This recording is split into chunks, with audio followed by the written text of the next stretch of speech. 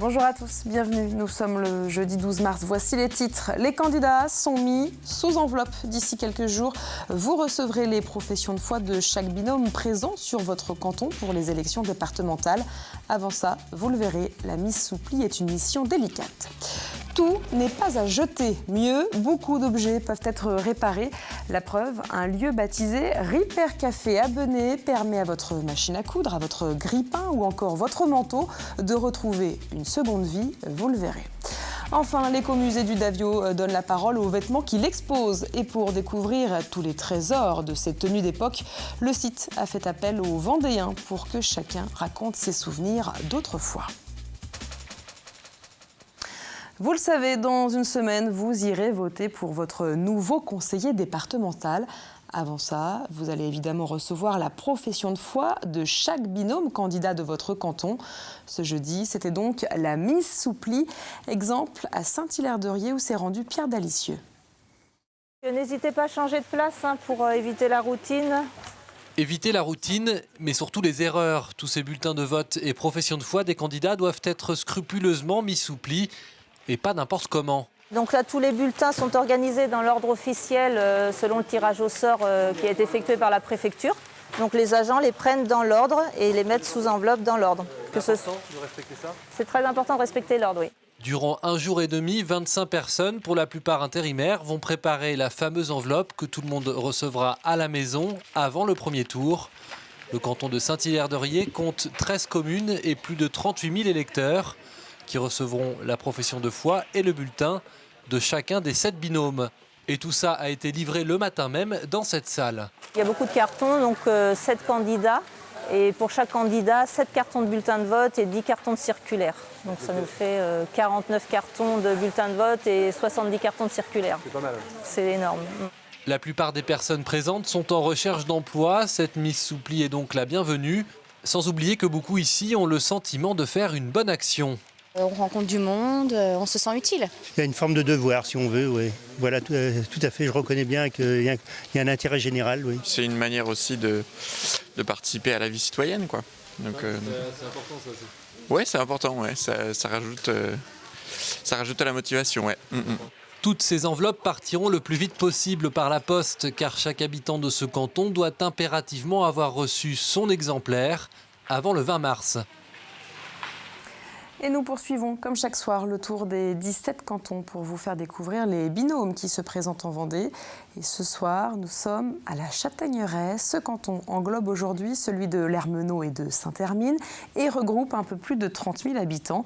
Dans ce canton, 3 binômes de candidats se présentent devant les électeurs au premier tour des élections départementales. On va les entendre par ordre alphabétique, en commençant par Thérèse Gabory. Elle se présente aux côtés de Pascal Souchard et tous deux porteront l'étiquette du Front National. On écoute donc Thérèse Gabory. Elle développe les priorités de leur programme. Nous sommes pour le maintien du département, qui est une structure importante. D'autre part, nous lutterons contre la désertification locale, industrielle, avec la construction de l'autoroute A831, qui permettra le désenclavement du Sud-Vendée, et aussi à la Châtaigneraie, la création d'un Vendéopôle avec création d'emplois. Nous baisserons les impôts fiscaux et tant qu'à l'aide sociale, nous aiderons les personnes âgées, les personnes handicapées, les plus fragiles, avec aussi un soutien pour l'enfance. Toujours dans ce canton de la Châtaigneraie, nous allons entendre maintenant Valentin Josse. Il est conseiller général sortant et il se présente en divers droite avec Catherine Poupée qui, elle, est élue à Saint-Hermine. On l'écoute, il présente les grands axes de leur campagne, parmi lesquels le soutien au développement économique du canton. Avec l'aménagement des Vendéopôles, le désenclavement routier avec le soutien à l'A831, le soutien à l'agriculture, le désenclavement numérique. Le deuxième grand axe, c'est le soutien au profit de ceux qui en ont le plus besoin. Solidarité, compétences essentielles, grand âge, personnes handicapées, jeunes et familles. Et puis le troisième volet, c'est un aménagement équilibré et harmonieux de notre territoire. Reconquérir, redynamiser les centres-bourgs, soutenir les associations et le bénévolat, promouvoir une culture pour tous et inciter les jeunes au civisme. Et enfin, le Front de gauche aura également ses candidats. On va entendre Henri Trichereau. Il se présente aux côtés de Dominique Lasserre. On écoute les principaux axes qu'il porte pendant cette campagne électorale. Nos priorités, notamment pour les personnes âgées, c'est de permettre le maintien à domicile le plus longtemps possible, en aidant les associations qui œuvrent dans ce domaine. L'autre priorité, c'est de permettre une couverture médicale de tout le canton, dans toutes les communes. Et la troisième priorité, c'est de rapprocher les producteurs de céréales, de légumes, des consommateurs, et les collectivités peuvent être à l'initiative et de permettre la transition écologique. Voilà pour la Châtaigneraie et ces 3 binômes candidats sont à retrouver sur notre site internet. Au chapitre éducation, la ministre de l'Éducation, justement, veut encourager l'épanouissement et l'engagement des collégiens. Hier, elle a donc présenté sa réforme des collèges. Nous vous avons d'ailleurs présenté les 5 grandes mesures de son plan, qui comprend notamment l'arrivée d'une 2e langue dès la 5e et des cours interdisciplinaires. Ce jeudi, le recteur de l'Académie de Nantes est revenu sur ces annonces pour confirmer la volonté du ministère de rendre l'école plus concrète. Un des éléments importants de cette réforme, c'est de mieux prendre en compte la diversité des élèves et mieux leur montrer aussi l'utilité de ce qu'ils apprennent. Par exemple, pour mieux montrer l'utilité de ce qu'ils apprennent, sont mis en place des enseignements pratiques interdisciplinaires, c'est-à-dire des moments durant lesquels des enseignants de plusieurs disciplines, c'est le volet interdisciplinaire, travailleront sur des thématiques, par exemple des développements durables, où ils feront lien entre l'enseignement plus théorique fait en classe et puis des applications qui sont tout aussi importantes pour les élèves. Et toutes les mesures de la réforme entreront en vigueur dès la rentrée 2016, mais des établissements ont déjà mis en place certains de ces objectifs. Exemple au collège Piobetta d'Aubigny. Ici, une fois par trimestre, les jeunes se retrouvent en conseil des élèves pour s'exprimer librement. Reportage d'Alix Lanos. Je vous rappelle 3 petites règles juste avant. Donc lever la main pour parler, ne pas couper la parole aux autres et ne pas se moquer des autres. C'est Salomé qui préside aujourd'hui le conseil des élèves. Ambiance de classe, contenu des cours, ils sont ici libres de s'exprimer. Cette heure de vie de classe, chaque professeur la gère à sa manière. Madame Ruban, elle, s'est formée à la pédagogie freinée. Elle incite par exemple ses élèves à se donner la parole entre eux, à gérer la discussion pour gagner en autonomie. Mon but, c'est que les élèves se sentent bien en classe, qu'ils soient motivés, qu'ils soient intéressés par ce qu'on fait. Et s'ils ressentent beaucoup de frustration, voire des injustices, etc., s'ils n'arrivent pas à exprimer ce qu'ils ressentent de négatif, ça va tout bloquer. Et en fait, à faire ce genre de conseils, certes, ça nous prend quasiment 1 heure, mais finalement, on gagne du temps sur le reste parce que du coup, ensuite, les élèves peuvent être plus impliqués et ce qu'ils avaient à dire, au moins, c'est sorti et on l'a réglé. Et par contre, ça a été pénible que Timothée dise il y a des malus, ça stresse un peu. Pendant 1 heure, ces élèves de 4e vont en quelque sorte débriefer sur leur cours de latin. Ils peuvent se féliciter ou se plaindre, mais doivent en tout cas toujours être force de proposition. On nous parle comme des adultes. Au final, on arrive à prendre des décisions collectives. C'est bien, ça fait avancer les choses. Relier les apprentissages scolaires aux besoins réels des enfants, c'est l'un des axes de travail de la méthode freinée. Dans ses cours aussi, Myriam Ruban essaye de l'appliquer. Elle exerce au sein d'un établissement qui lui permet en effet de mettre en pratique une partie de cette pédagogie alternative. C'est un nouvel établissement qui a ouvert ses portes il y a 3 ans. On a une moyenne d'âge d'enseignants de 35-40 ans. Et donc pas de passé, l'histoire nous la créons au fur et à mesure. Donc il y a quand même une volonté de dynamiser cet établissement. Alors ici, les idées, les projets sont les bienvenus. Si l'apprentissage des fondamentaux est bien sûr à la base du travail, responsabiliser les élèves et favoriser leur bien-être et leur autonomie reste au cœur de la vie scolaire. On va s'intéresser aux lycéens maintenant, puisque pour les élèves de terminale, c'est bientôt l'entrée dans la vie étudiante. Les cours, le rythme, tout cela sera évidemment différent de ce qu'ils ont connu jusqu'à maintenant. L'ICES, l'Institut catholique d'études supérieures, les invite donc à découvrir concrètement la journée d'un étudiant. Reportage d'Anne-Lise Vinet. Dans un amphithéâtre, une 50aine d'étudiants en cours de droit. Parmi eux, Arnaud, lycéen en terminale scientifique à La Roche-sur-Yon, assiste à son premier cours magistral. Ça m'a plu. Ouais. C'était ce à quoi je m'attendais. Un professeur qui parle et on prend note, on découvre. Et ensuite, on travaille le cours chez nous et je pense que c'est ce que je vais faire l'année prochaine. Contrairement à Arnaud, Jeanne et Marine, toutes les deux lycéennes à Nantes, ont quelques appréhensions. Peut-être le problème de se mettre au travail. Je sais que je suis assez autonome pour ça, mais au départ, je pense que j'aurai un peu de mal pour gérer les cours, etc. La seule chose qui me fait peur, c'est de ne pas suivre, de ne pas être bonne dans le domaine. Mais c'est tout. Des peurs que l'Institut catholique d'études supérieures souhaite atténuer en ouvrant ses cours aux lycéens sur une demi-journée. L'idée, c'est de les accueillir, de les faire venir sur place, de les faire rentrer dans nos salles de classe en première année, de les mettre en contact avec nos étudiants en première année et voilà, de les faire un peu s'immerger pendant une journée, une demi-journée pour dédramatiser, pour voilà, essayer de déflorer un peu l'inconnu, de leur montrer un peu ce à quoi ça ressemble effectivement à l'ICES en termes de, voilà, d'ambiance. Un accompagnement animé aussi par un échange entre étudiants et lycéens. Moi, je me mets à leur place l'année dernière quand je suis arrivé et je me dis que c'est toujours agréable d'avoir des étudiants à l'écoute à qui on peut aller poser n'importe quelle question pour savoir à quoi s'attendre tout simplement. Au cours de cette demi-journée, 127 lycéens sont venus tester les cours ouverts. Et décidément, tout se prépare maintenant pour les jeunes, puisque c'est aussi le moment de trouver un emploi saisonnier. Mais à 3 mois de la période estivale, il n'est pas toujours simple pour ces jeunes adultes de savoir où et comment chercher et vers qui se tourner. À La Roche-sur-Yon, les jeunes pourront trouver des réponses à l'occasion de l'opération Bosser l'été. Elle se tiendra samedi à l'Espace Prévert. Le programme de l'édition 2015 a été présenté il y a quelques jours. Vous le voyez sur ces images. Sur place, ils pourront rencontrer des employeurs, avoir accès à toutes les offres saisonnières. Des ateliers seront également proposés autour de la recherche d'un emploi, du CV et de la préparation d'un entretien. L'objectif est donc d'accompagner les jeunes dans leur premier pas professionnel, comme le souligne le conseiller municipal à la jeunesse. L'objectif fixé, c'est de permettre aux jeunes d'accéder à l'autonomie. C'est l'orientation que s'est fixée la municipalité et de pouvoir, pour certains d'entre eux, avoir une première expérience professionnelle. Nous les préparons, notamment par la rédaction d'un CV ou d'une lettre de motivation. Nous faisons des mises en situation, nous les mettons face à des employeurs, nous les mettons en relation avec des employeurs pour qu'ils puissent être dans une simulation d'entretien de recrutement.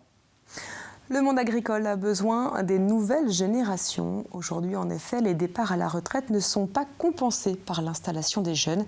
Et la problématique était d'ailleurs au cœur des discussions lors de l'Assemblée générale des JA. Les professionnels étaient réunis il y a quelques jours à l'école des établières à La Roche-sur-Yon. On écoute le président du syndicat à ce sujet.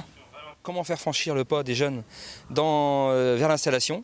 Car en Vendée, on a beaucoup de formations agricoles, mais les jeunes ne vont pas forcément jusqu'au bout, ne franchissent pas forcément le pas de l'installation. Et on a un enjeu pour demain et un défi à relever, c'est d'assurer le renouvellement de nos aînés.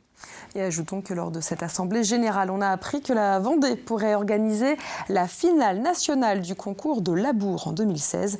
Ce concours qui affronte chaque année plusieurs agriculteurs et leurs tracteurs. Que mettre dans sa poubelle jaune ? On en parlait hier suite à un serpent retrouvé sur la chaîne de tri de Saint-Prouan. Mais une rectification est à apporter. On vous expliquait que les barquettes en plastique et les yaourts pouvaient être jetés. Ce n'est pas tout à fait le cas. C'est possible dans certaines communes du sud du département. Partout ailleurs, les barquettes et les yaourts ne doivent pas être mis dans les poubelles jaunes. Voilà. Et d'ailleurs, tout n'est pas à jeter et surtout, beaucoup d'objets se réparent. À Benay, un endroit baptisé Repair Café redonne vie à votre machine à coudre et tout autre objet du quotidien. La preuve en image avec Aurélia Horner. Eh ben, très bien, donc vous pouvez venir déposer votre micro-ondes, voir avec les personnes qui réparent. Geneviève a fait 30 km ce matin pour amener son micro-ondes et sa machine à coudre.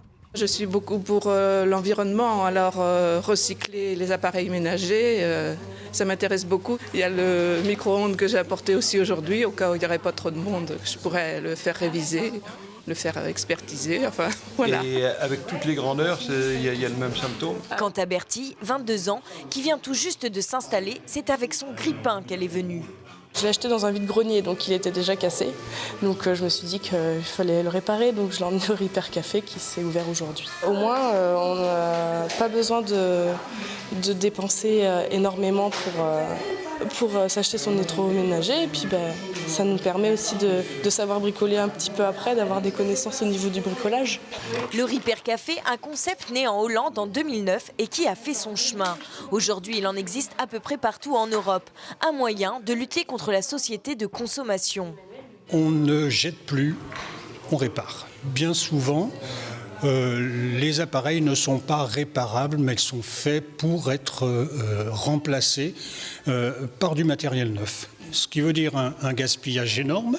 Et on a pensé qu'il était intéressant justement de se positionner contre le gaspillage. Pour cela, on a fait appel à un certain nombre de techniciens, entre guillemets, dont ce n'est pas forcément le métier, des gens qui ont des savoir-faire, qui aiment bien bricoler et qui sont susceptibles donc de proposer leurs services à d'autres personnes qui, elles, n'ont pas ces capacités.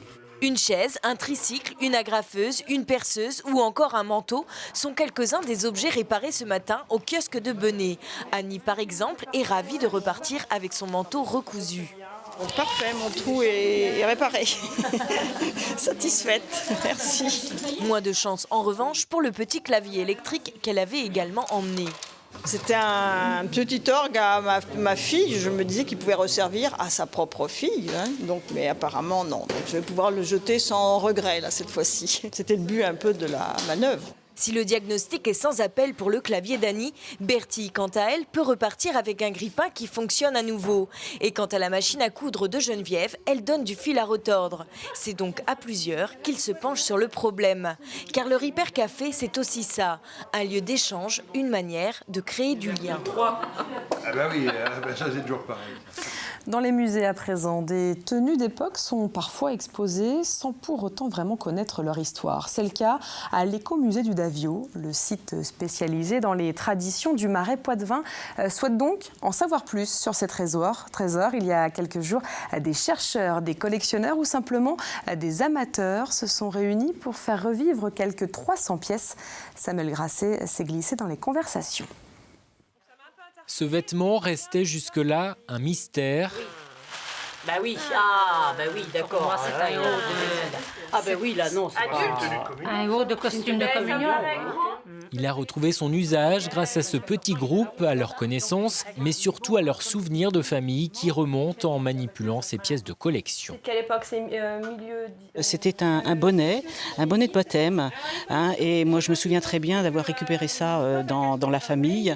Et a priori, ça aurait été le bonnet qui aurait servi lors du baptême de ma mère, qui était née donc en 1918. L'écomusée du Davio a fait appel à ses membres d'associations traditionnelles, de musées, pour qu'ils viennent apporter leurs connaissances, souvent très précises, sur l'habit maraîchin, les tissus utilisés, mais aussi les occasions pour lesquelles ces coiffes, ces jupes ou ces vestes étaient portées. Alors moi, j'ai toujours entendu ma mère parler que de cotillon, jamais de jupe, jamais de jupe. Ah oui, ça, par contre, le terme, de cotillon. Toujours cotillon. Alors, du cotillon. Un peu à l'écart, crayon en main, une médiatrice culturelle écoute attentivement et retranscrit une partie des propos. Je suis en train de prendre des notes sur tout ce qui se dit, toutes les conversations. Je prends tout, je note comme ça après Edith ou les autres personnes qui vont retravailler dessus, on aura une trace. Ça n'oblige pas non plus Edith à être là, présente, à prendre les notes. La conversation suit son cours et moi je viens noter même, ça peut être un détail sur un vêtement, ça peut être une expression, un bout de conversation, vraiment pour faire la trace. Car l'ensemble de ces échanges vont être utiles à l'écomusée du Davio. Le site a débuté un travail de renouvellement de sa muséographie et il a décidé d'y associer la population en partenariat avec Ethnodoc pour enrichir de témoignages, d'anecdotes son nouveau parcours de visite. C'est ce qui va nous permettre d'alimenter du contenu sous forme de texte. Ça peut être aussi du message qui est délivré par des médiateurs, donc qui vont présenter les collections publiques. Donc ça peut être de l'échange direct avec les personnes et les médiateurs qui composent nos équipes. On peut aussi enrichir de documentation vidéo, de photographie, voilà, tout ça, toutes ces choses-là sur lesquelles on peut s'appuyer pour faire parler des objets. Et l'écomusée compte encore faire parler quelques-uns des 3000 objets de ses collections. Des ateliers autour des objets du quotidien et des outils agricoles sont prévus dans les prochains mois. On regarde le temps prévu pour demain. Côté ciel, la journée de ce vendredi ressemblera à aujourd'hui. Beaucoup de gris et parfois seulement quelques éclaircies. En revanche, côté thermomètre, les températures commencent à baisser. Il ne fera pas plus de 12 degrés. Le point complet, c'est dans quelques minutes. Quant à nous, on se retrouve demain.